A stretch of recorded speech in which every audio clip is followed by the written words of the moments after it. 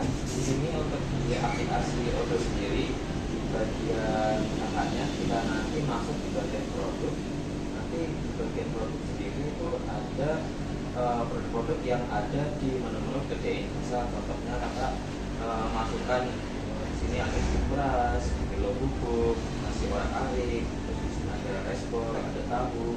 Jadi produk-produk yang nantinya mau dibuat atau ketika ini masih produk mentahnya gitu, sebelum menjadi nanti produk jadinya gitu. Nanti kakaknya bisa menulis di sini untuk variannya ada berapa, untuk Indomie goreng rebusnya untuk varian itu ada berapa, nanti bisa dituliskan gitu.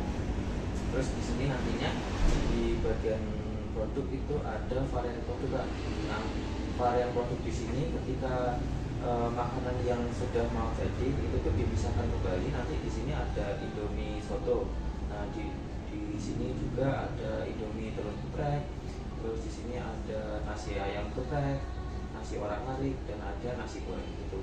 Untuk di bagian laporannya di sini untuk pastinya di kedai ini pasti ada yang namanya stok atau bahan baku. Di sini kita bisa milih kategorinya. Nah, untuk kategorinya di sini untuk bahan baku kan, untuk bahan baku tuh pasti nantinya semisal jadi tahu. Nah, tahu itu kan bisa jadi beberapa menu nih, ada kayak tahu crispy atau oseng tahu atau yang lain lah mungkin ya.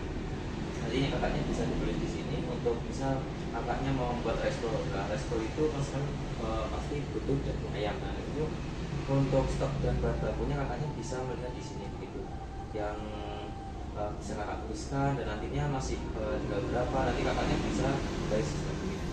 Dan di sini untuk kategori di bagian makanannya kakaknya juga bisa menulis untuk dari stoknya. Jadi kakaknya tidak perlu khawatir tidak perlu mengecek ulang atau manual untuk bagian stok dari setiap menunya begitu. Di sini ada soto tante, Indomie soto tante, ada Indomie goreng tante, dan di sini ada nasi goreng daging. Dan di sini ada bagian untuk minuman juga sama. Jadi untuk minuman sendiri di sini ada es Milo yang ada di kedai, ada misal es Milo panas, es Milo dingin, dan Milo panas. Laporan untuk di bagian laporannya nanti ada di berarti langsung ke supplier. Oke.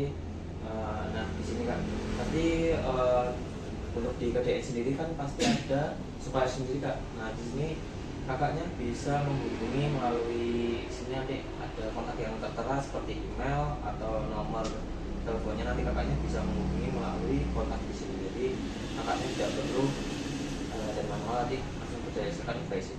Jadi nanti dia langsung menuju kontak personnya di supplier sendiri. Terus produksi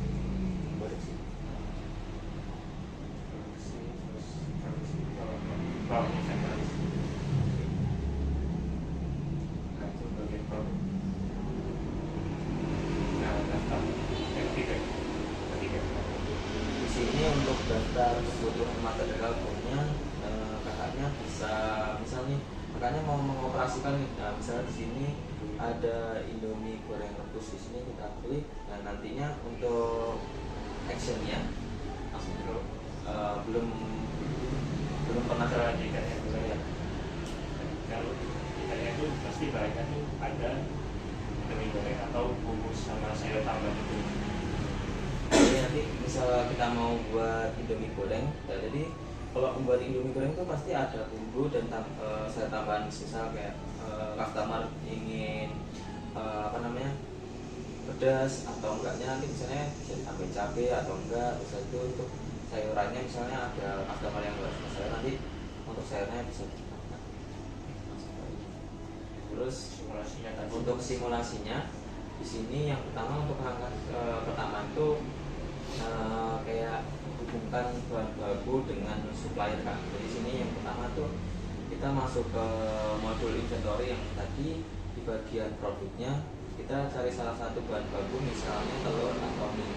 Nah, nanti bisa buka bagian pembelian. Nanti untuk vendornya atau suppliernya di sana akan terdaftar nama suppliernya, seperti nanti semisal supplier utama kedai ini begitu. Terus yang kedua, untuk langkah kedua nanti tunjukkan resep. Nah di sini untuk tunjukkan resep itu masuk ke modul produk, terus lalu pilih produk nasi goreng, misal menunya nasi goreng kedai ini gitu. Nanti untuk didaftar bahan bakunya yang dibutuhkan seperti beras, telur, kecap. Nah nanti bisa ditambahkan untuk porsi, setiap porsinya begitu. Jadi kakaknya untuk pemorsian itu sudah pasti tidak mengira-ngira kembali gitu. Untuk di langkah ketiganya nanti untuk di stok awal gudangnya, nanti kakaknya bisa masuk ke modul inventory atau produk. Nanti bagian stok, tunjukkan stok bahan baku yang mendukung seperti nasi goreng, misal ada telur dan beras. Nanti masing-masing jumlah nanti 10 unit. Misal tunjukkan stok jadi nasi goreng kedai. Jadi yang masih 0 unit karena belum diproduksi gitu. Dan untuk langkah keempatnya di sini jalankan perintah produksi. Jadi untuk masuk ke modul operasi atau produksi tadi, di sini untuk bagian manufacturing itu order atau MO yang dibuat otomatis oleh script untuk porsi yang setiap nasi gorengnya. Terus di sini untuk di langkah terakhirnya, langkah kelimanya itu bukti stok atau barang yang sudah divalidasi. Di sini untuk yang pertama itu bisa menunjukkan bahwa stok nasi goreng kedai itu ini bertambah atau menjadi 1 unit begitu. Jadi nanti untuk stok bahan mentahnya, telur seperti beras itu otomatis berkurang atau secara real time. Jadi yang terakhir dari untuk supplier yang ditentukan untuk langkah 1 itu bisa dilihat oleh karyawannya atau oleh ownernya nantinya. Jadi secara real time itu apakah masih kita seperti apa tidak. Jadi itu kan sisi kami. Mungkin ada yang ingin disampaikan Kak terkait aplikasi kami, atau mungkin aplikasi yang sudah kakak jalankan itu sudah cukup, kakaknya sudah cukup mengerti atau cukup paham gitu.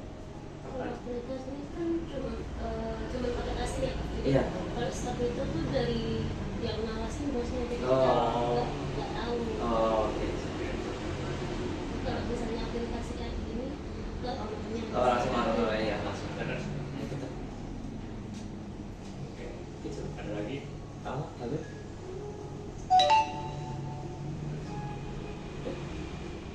Belum. Ya. Udah lagi. Ada ya. Baik, mungkin cukup Kak. Terima kasih atas waktunya. Mohon maaf mengganggu. Iya.